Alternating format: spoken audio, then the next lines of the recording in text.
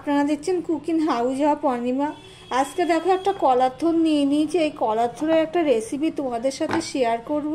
তার জন্য দেখো এই কলার থোড়টা নিয়ে নিয়েছি। টাইটেল আর থাম্বনেল থেকে তো বুঝতেই পেরে গেছো যে আমি কি বানাবো। চলো তাহলে দেখতে থাকো।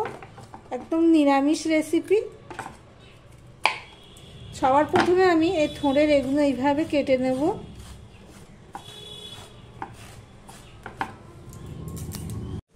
দেখো থোড়গুলো ঠিক আমি এইভাবে কেটে নিয়েছি বন্ধুরা। থোড়গুলো কেটে ধুয়ে নিয়ে এসেছি। আর এখানে দেখো একটা কড়াই বসিয়ে দিয়েছি। কড়াইতে জলও দিয়ে দিয়েছি। তার মধ্যে দিয়ে দিলাম নুন,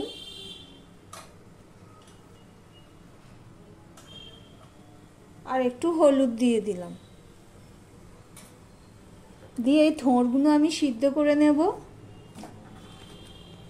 ভিডিওটি স্কিপ করো না, পুরোটা দেখো, অনুরোধ রইল। পুরো থোড়টা আমি দিয়ে দিলাম। দিয়ে এবার জলের সাথে আমি ভালো করে মিশিয়ে নেব। দেখো বন্ধুরা, সম্পূর্ণটা মিশিয়ে নিয়েছি। নুন হলুদ জলে আমি এটা থোড়টা আমি সিদ্ধ করে নেব। দেখো আমি ঢাকা দিয়ে দিয়েছিলাম কেননা তাড়াতাড়ি সিদ্ধ হওয়ার জন্য। থোড়টা দেখো সিদ্ধ হয়ে গেছে, বেশি টাইম নেয় না। এবার আমি গ্যাসটা অফ করে দিলাম। দিয়ে থোড়টা আমি একটা পাত্রে তুলে নিচ্ছি।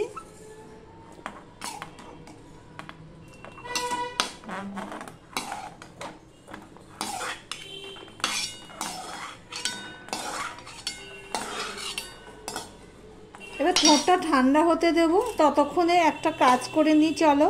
দেখো আমি একটা মিক্স গ্রাইন্ডার নিয়ে নিয়েছি। আর এখানে আমি ছোলার ডালটা কালকে রাতে ভিজিয়ে রেখেছিলাম। চাপ দিলে দেখো সুন্দর করে ভিজতে হবে ডালটা।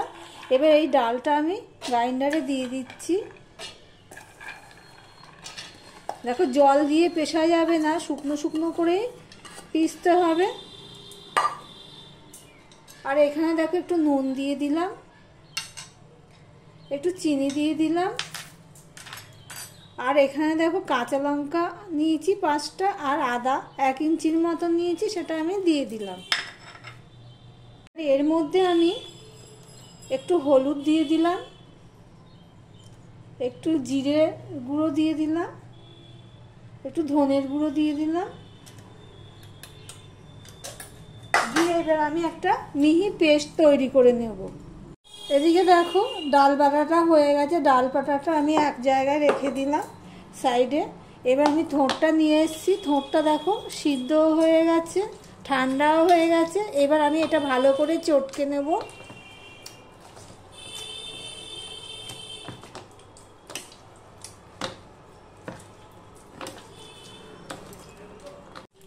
ভালো করে চটকে নিয়ে দেখো আমি এটা ভালো করে একেবারে একদম যাতে জল না থাকে, যতটা সম্ভব ততটাই আমি এইভাবে চেপে চেপে জলটা ফেলে দিয়ে এখানে নিয়ে নেব।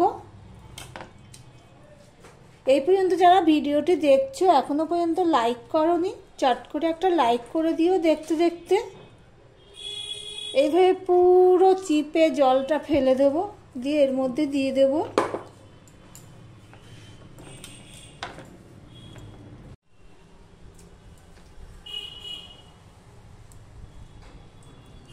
সমস্ত নেওয়া হয়ে গেছে। আমি কিন্তু জলটা ফেলবো না, একটা বাটিতে দেখো রেখে দিচ্ছি। এটা আমি পরে ব্যবহার করব।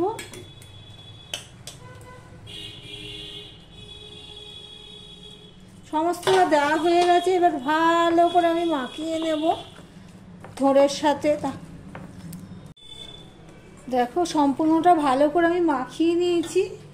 এবার আমি এটা একটা মুঠার আকার তৈরি করে নেব। একটা থালায় এইভাবে রেখে দিচ্ছি। ছোট ছোট করে করলে, বেশি বড় করবে না। ছোট ছোট করে করলে কি হবে, ভিতরটা ভালো করে ভাজা হবে। দেখো এইভাবে আমি করে নিচ্ছি সম্পূর্ণটা। তেলটা দেখো ভালো করে গরম হয়ে গেছে। আমি কড়াইয়ের চারদিকে তেলটা, গরম তেলটা লাগিয়ে দিলাম।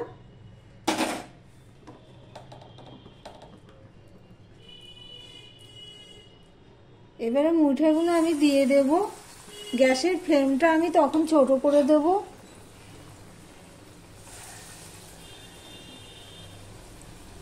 বেশি হাই হিটে ভাজা যাবে না, তাহলে ভিতরটা ভাজা যাবে না আর বাইরেটা পুড়ে যাবে। আমি প্রথমে তিনটে তিনটে করে দিয়ে দিচ্ছি, কেন তেলের পরিমাণটা কম বলে। যেহেতু তেলটা খুব গরম করে নিয়েছি, কড়াইটাও ভালো করে গরম করে, তার জন্য দেখো কড়াইতে লাগিনি। দেখবো ওই পাশটা হয়েছে কিনা। দেখো এক পাশটা হয়ে গেছে, আমি উল্টে দিয়েছি, দিয়ে এই পাশটাও হয়ে গেছে।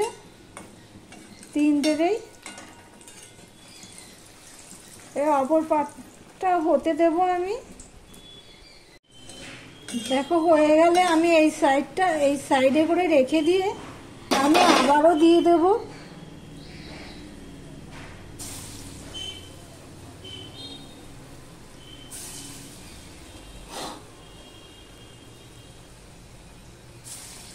এই পাশে দিয়ে দিলাম। এবার বাদ বাকিটা আমি পরে আবার ভাজবো।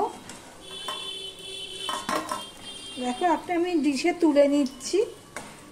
এইভাবে সমস্তটা ভেজে নিয়ে ফিরে আসছি, সঙ্গে থেকো বন্ধুরা। দেখো বন্ধুরা, সমস্ত মুইঠাগুলো আমার ভাজা হয়ে গেছে, পুরো দেখো লাল লাল করে ভেজে নিয়েছি।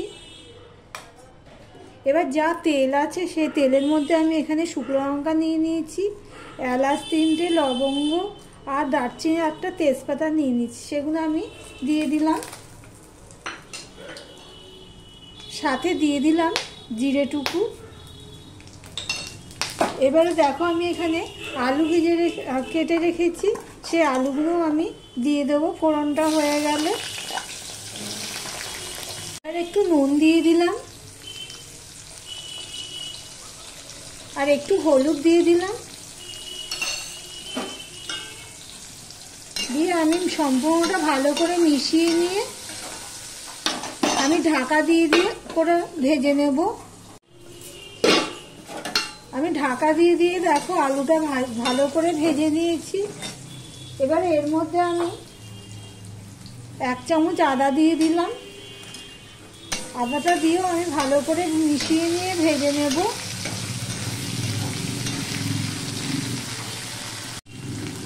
এবারে দেখো কিছু মশলা অ্যাড করব। আমি ধনের গুঁড়ো দিয়ে দিলাম 1 চামচ, জিরের গুঁড়ো দিয়ে দিলাম 1 চামচ, হলুদ দিলাম 1/2 চামচ আর লঙ্কার গুঁড়ো দিলাম 1/2 চামচ।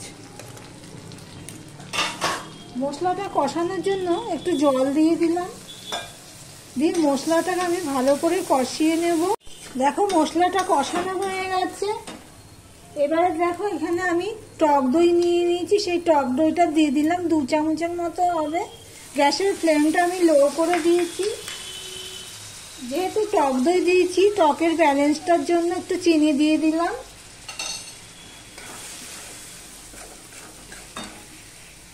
আর রঙের জন্য দিয়ে দিলাম একটু কাশ্মীরি লঙ্কার গুঁড়ো।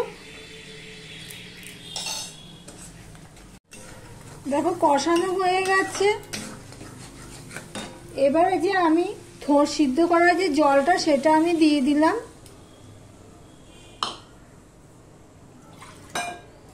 আরও একটু জল দিয়ে দিলাম, দিয়ে ফুটে ওঠার জন্য অপেক্ষা করব। আমার ভিডিওটি যদি ভালো লেগে থাকে লাইক কমেন্ট শেয়ার করে দিও। আর যারা ভিডিওটি দেখছো এখনো পর্যন্ত সাবস্ক্রাইব করোনি, তাদেরকে বলবো চ্যানেলটি সাবস্ক্রাইব করে পাশে থাকার জন্য। জল দিয়ে 5 মিনিটের মতন ফুটিয়ে নিয়েছি। এবার যে মুইঠাগুলো আছে এগুলো আমি দিয়ে দেব।